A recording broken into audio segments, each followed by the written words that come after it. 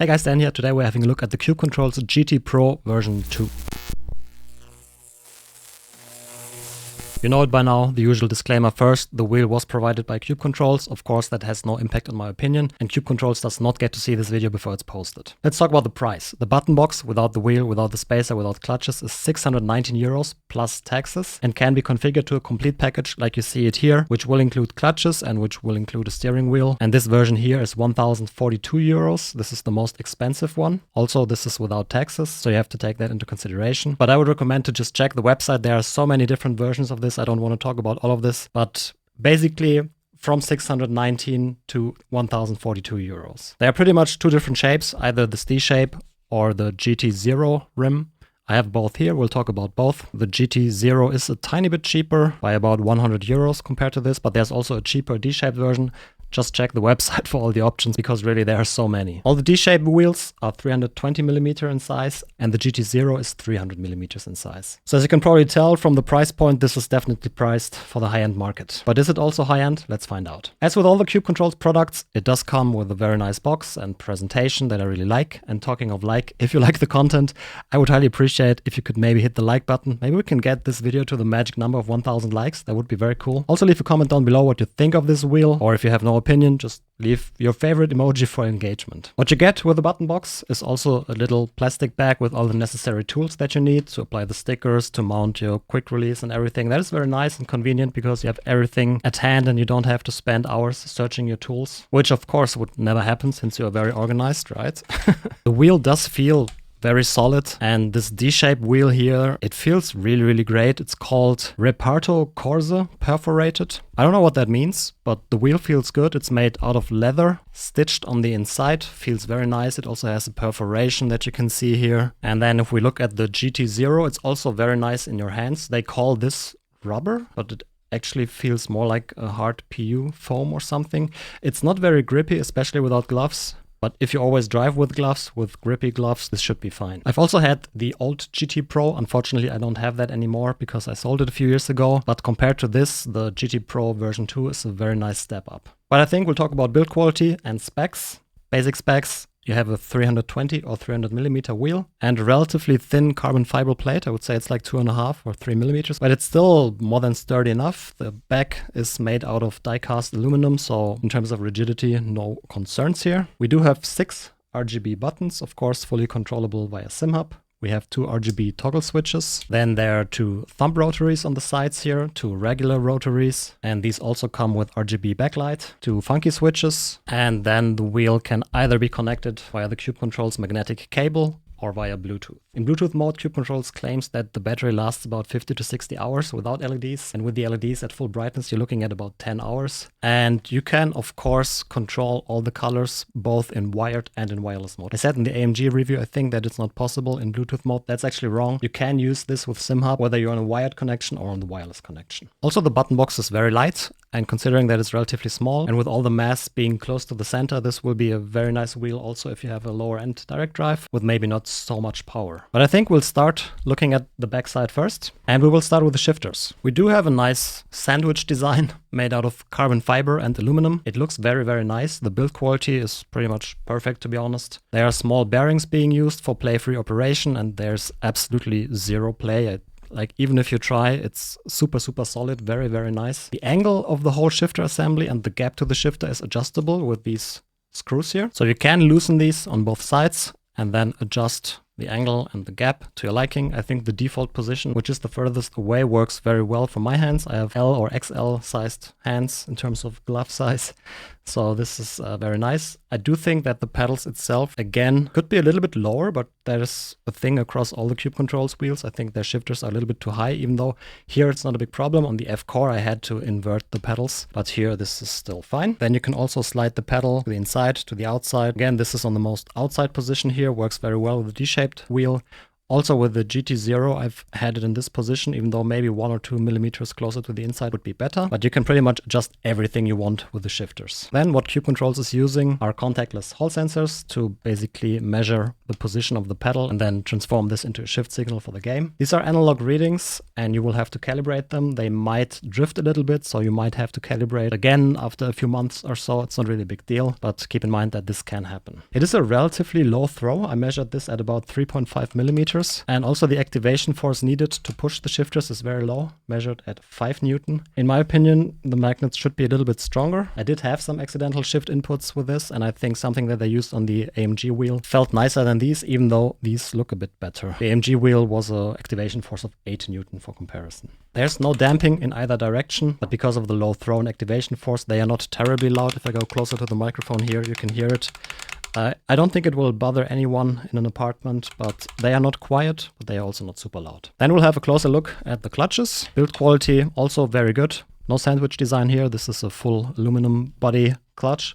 I think it's the same that I retrofitted on the F-Core actually. Yeah, it's exactly the same clutch, just this one is black, this one is blue. Also bearing used and the pivot points, absolutely zero play, very nice. Adjustability unfortunately is not as good as on the shifters. You can pretty much adjust the throw. You can go from long to insanely long. Here in the shortest position that you see here, I measured the throw at 25 millimeters. I didn't even bother adjusting it to more because I think even this is a lot of throw and I wish it could be a little less. I mean, you could just 3D print a little spacer for this, but it's fine. You can also adjust the stiffness of the pedal by adjusting the preload of the spring using this screw here. But I haven't really played with that because the clutch itself feels good. The only issue I have is the position of the pedals. Like I said, I have L or XL sized hands and I can barely reach the clutch pedals. It's not really a big problem for standing starts because you have the time to adjust your hands and grab them and then do the start. But if you use it, for example, for fuel saving while driving, I know it's not super realistic, but it's a thing on iRacing, then I think they are a little bit too far away, and especially if you have smaller hands, you will have a hard time to reach them. The bite point is adjustable either via the Cube Control software, or you can also assign an encoder and adjust it with that. Next up, cable. We talked enough about the cable already. You know I'm a big fan. It's this Cube Controls magnetic cable, super easy to use. The force of the magnet that holds the cable in place is more than good enough. I've had zero issues with this, and I'm just overall really a big fan of this implementation. I think more manufacturers would use it. The rear body is made of die-cast aluminum to save a little bit of money, to save a little bit of weight. It looks very good. It's in this nice matte black paint. And then what we also have on the back is the on-off switch. And then there's also the antenna for the Bluetooth signal. The hub pattern is 50.8 millimeters. You can directly attach your QR to this, but I would probably recommend to get the spacer. It's luckily not insanely big. I guess this is less than 50 millimeters. Let's actually measure this. Yeah, it's a 30 millimeter spacer. I typically prefer to directly connect the QR to the rear of the wheel because then all wheels sit at the same distance to your body and you will not have to readjust.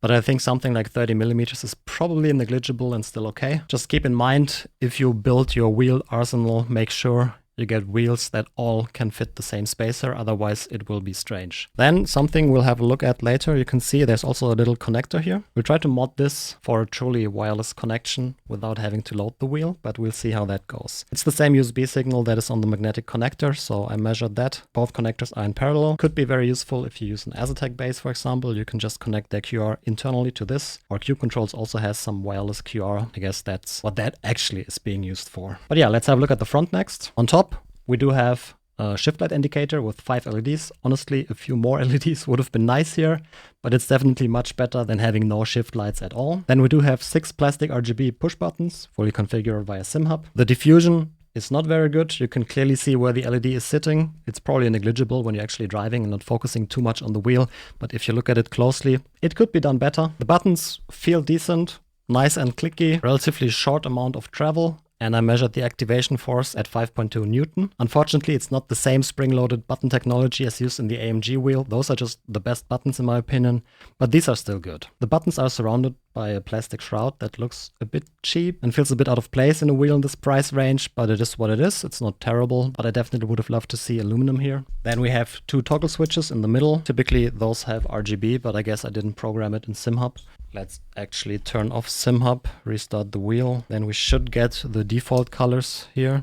Yeah, default color on is white, off is, well, no light. And it's the same signal processing as with all the Cube Controls wheels. So whether you go up or down, it's sending a button impulse. You put it up, it sends the button. You put it down, it sends the same button. The game doesn't know whether the switch is up or down. So if you want to use this for something like light or wiper, for example, you need to manually sync these toggles to the game. So put them to off, start the game, and then you can use it as a toggle switch. I can't really think of a better solution how to do it because most of the games do not support different buttons for on-off, but it's still a little bit, I don't know, a bit cumbersome implementation. But that's more down to the game developers and not really Cube Control's fault. Then we do have 2 funky switches in a good to-reach position. You can definitely reach these nicely while driving, no problem. They have a nice blue aluminum knob on top of it. It's just your typical funky switch 7-way. We all know it. All sim racers love it. And then we also have 4 encoders, 2 on the front, 2 on the side. Also with a nice aluminum knob. The thumb rotaries in blue, the front rotaries in black and red. They do feel very good. I measured the rotational force needed to turn them at 4 Newton centimeters. So this is in the midfield. Feels very good. No push button, both on the front and on the thumb rotaries. But yeah, nothing to complain here. Feels very satisfying to use. And I think 4 encoders also is more than good enough. And we do have 2 status LEDs on the front as well for the charging status on the left and for the connection status on the right. If you want to switch between wired mode and wireless mode, you have to hold button 1 and turn on the wheel. Stickers are decent. Same thing as with all Cube Controls wheels. They are better stickers, but they're also significantly worse stickers. Let's talk a little bit about ergonomics. And first of all, this is probably the wheel that can just do it all. With a 320mm D-shape wheel, you can pretty much drive everything. And if you like a smaller formula style open top wheel, you can just get the GT0, which has a diameter of 300mm. In my opinion, the perfect all-rounder, you know it. The leather of this Reparto Corsa rim feels absolutely amazing and the perforation adds nice grip. You can get both rim styles also in suede, but I would not recommend that unless you just buy the gear to discuss about it on forums and in YouTube comments. By the way, again, let me know what you think of this wheel in the comments. But yeah, if you actually drive, I think the suede will look very bad very quickly. At least for me, but I also don't do a lot of maintenance to the steering wheel leather, and I just like to use it and not having to worry about it. But my personal opinion is get the normal leather or get the rubber style for the GT0 and not the suede version. The grip of the leather rim is okay. It will never be as grippy as a silicone rubber grip, but it also doesn't want to be that. With gloves, the grip is more than sufficient, and even without gloves, I've had no issues with this rim. The GT0 one I have here is called rubber, but I don't know, it doesn't really feel like rubber. It's very slippery. The grip is definitely worse than on this leather wheel. And I think it's hard to use without gloves, even though ergonomically it's very, very nice and probably among the best in terms of grips. But I think Cube Controls in general is very, very good at making great grips. But if you have sweaty hands and you don't use gloves, I would not recommend getting this. With gloves, it's perfectly fine. And in general, on both versions, there's plenty of space for your hands and for your fingers, so no concerns here. And I just wish Cube Controls would make a silicone rubber version. Maybe there is one, and I just didn't really understand the website. If they had this version with the same material as on the F-Core, for example, I think that would be perfect. The buttons itself are a little bit hard to reach. I can reach these two if I stretch my thumb a lot. If you have bigger hands, that should be fine. On the GT0, it's obviously a little bit better because, well, smaller diameter, so the buttons are 1 centimeter closer. But then again, you don't really use the buttons while you're driving in the middle of the corner, so taking one hand off the wheel to change something is not a big deal breaker for me. I know many people make it sound like it's basically an unusable wheel if you cannot access all the buttons while you're in the middle of the corner to adjust something on the funky switch, but I think that is something that is blown a little bit out of proportion, and in my opinion, it's fine on this wheel. The software is exactly the same as on the F-Core with the same issues and the same features. The clutch calibration is still, you need to get out of dual clutch mode to be able to calibrate the clutches. I don't know why that's so hard to change, but it's still in here. So Cube Controls, please change that. It cannot be that hard. And if you want to know more about the software, just check out my F-Core review. I go a little bit more into detail there. I just don't want to explain the same thing twice. For SimHub, this device has its own device profile, so pick it from the list and then it's plug and play. You can use it in wired mode, you can use it in wireless mode, zero difference there. But I think the next topic we will look at is electronics. I want to see if we have the same good build quality as in the AMG wheel or the same problems as in the F-Core. So I think we will just open this up now. And we will also try to install a little mod. By the way, this is also how you exchange the rims. You just take off the 4 screws on the front, and then the rim comes off, and you can install the GT0 rim, for example. The spacer in the back will also not fall off because these screws go to a different hole than the quick release one. So once you unscrewed it all, you see the wheel just comes off. You can either install it with this nice carbon fiber plate or without it. With that out of the way, we have the button box, and there are several of these Torx screws that you will have to remove. There will probably also be one below this plastic shroud, but we'll see in a second. You will also have to remove the encoder knobs. I want to see if I can directly attach my quick release or if I need the hub. But the body at that part looked relatively thick, so I don't think I have captive screws that are long enough, because you don't want to go with a regular screw from one thread into another thread. And since I want to use the Simagic QR, there's the one downside of the Simagic stuff. You cannot attach it from here. You will have to attach it from this side, and these are obviously threaded. And the holes in the back of the wheel are also threaded. Also, before I remove the rest of the screws, there's one little issue with the wheel. Tiny bit of light leak on the side, not a big deal, but I just noticed it. And now it should go. Oh yeah.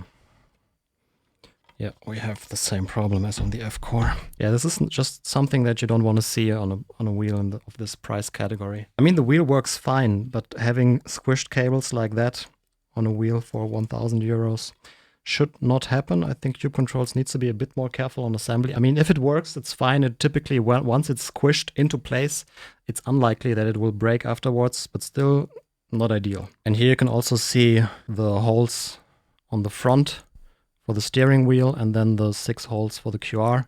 And you see these are threaded holes, so I don't think I have captive screws for that, so we'll just go with a spacer. 30 millimeters is not the end of the world, but I will probably get some longer captive screws so I can attach directly to it. Okay, I mentioned a mod earlier, and what we want to try, you're probably wondering, why is there a Simagic base on the desk? I'll tell you why. This is a wireless wheel, so the only downside is you will have to load it, and I think a battery life of 10 hours with LEDs is a little bit low. If you want to solo the Bathurst 12-hour race, you cannot do it if all the LEDs are on full brightness. Real problems here, I know. So what we will try is, I got one of those tiny, I think this is a JST connector that connects to the middle part here. And I also have my high quality TUC Live €5 Amazon multimeter. And we'll quickly see, if I turn this on, there should be 5 volts somewhere. Oh, it's actually written on the connector as well. Let's see if it's the same on the top connector. So we have ground on the left and then 5 volt on the second pin. Let's actually see if it's the same on the top connector. Left to left, 0 ohms, second pin. Also 0 ohms, so let's actually measure the rest for the Asetek folks as well. Okay, so it's basically exactly like written on the PCB here. So looking from this side, the left is ground, the second pin is 5 volt, the third pin is D+, and the fourth pin is D-. If you want to solder this to your Asetek QR, you can do it. Just get one of those 2.54 JST connectors. But what we want to try is, we just need power to load this wheel. And the Simagic base has 5 volt, I think, on this connector. Let's quickly measure that. I assume ground is in the middle. Yeah, 5 volt. So we can connect this QR, and then we will have the 5 volt on this connector. I assume green is 5 volt, black is ground. Okay, Simagic, green is ground and black is 5 volt. That's uncommon, but okay. So pretty much what we want to do is take out the little pins out of this connector. You will just have to use something to be able to push on it, and then it should slide out. Okay, once you have the pins out, you want to bend back these little pins a little, that it's still sticking up, so it will grab the new connector properly. That should work. And now we just have to put green for ground into pin 1 of the connector, and black for 5 volts to pin 2, like this. And in theory, if I now plug this in here, and we connect the wheel to the Simagic base, it should either go up in smoke, or the charging light should come on. Bam! Red light means we are charging. See, if I turn off the Simagic base, this light will go off. So like that, you can wirelessly connect it to SimHub and still charge at the same time if you have a Simagic base or if you have a Moza base. If you have an Asetek base, you can connect this cable directly to their QR and use it in wired mode. With Simagic and Moza, you will have to use the wireless mode, but in the end, functionality will be exactly the same. I think we'll put it back together and hope that it still works after that. I hope I don't squish the cables even more, because I think I know why the problem occurs, because it's a little pain to put together, but we will see. Then looking at the rest of the electronics, it's the typical Cube Control stuff. Decent quality, not the highest end components, but it's also absolutely not necessary for sim racing equipment. So I can't really criticize anything here apart from the assembly with the squished cables. But yeah, with that mod installed, I think we will put it back together. You will not have to open the wheel to do that. All you need is a Simagic QR with the cable, and you need one of those connectors. I can see if I can find the part number if somebody wants to do this and use it with Simagic or Moza. I think it's a very nice thing to do of Cube Controls, and I think every manufacturer should put one of these connectors on their steering wheel so you can just easily add something like this, or like the Asetek QR, or maybe another QR that I'm working on right now that will work wirelessly with every base and every wheel. Hashtag spoiler. Stay tuned. But yeah, we'll put it back together. Screws are in, button box still works, yay. Let's attach the GT0 rim. And that's it. Wheel still turns on, all the inputs work. Now all that's left is connecting the actual QR. So for that, the cable that I made needs to be connected inside, then connected to the QR side. Now, final test. This is the charging LED, the red one. If we plug in the wheel and it snaps into place, we'll see the wheel is charging.